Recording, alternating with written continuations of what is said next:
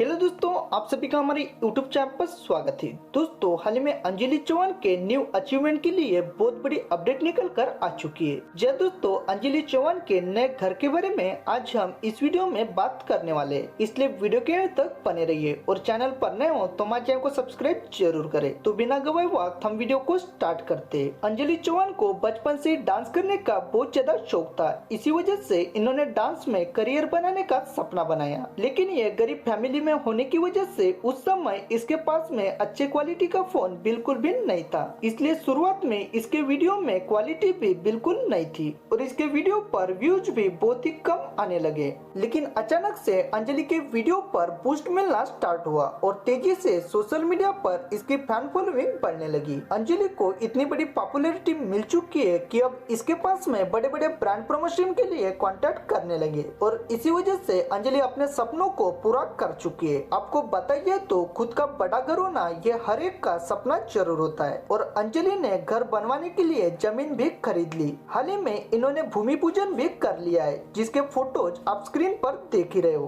और बहुत ही जल्द इसका घर भी बन जाएगा। लेकिन अगर आप लोग अंजलि के घर का डिजाइन देखना चाहते हो तो हमें कमेंट्स करके जरूर बताएं, हम आपको अंजलि का घर का डिजाइन जरूर दिखाएंगे। आप लोगों को अंजलि के बारे में ये अपडेट कैसी लगी ये हमें कमेंट्स करके जरूर बताएं और इसी तरह लेटेस्ट अपडेट पाने के लिए हमारे चैनल को सब्सक्राइब जरूर करें।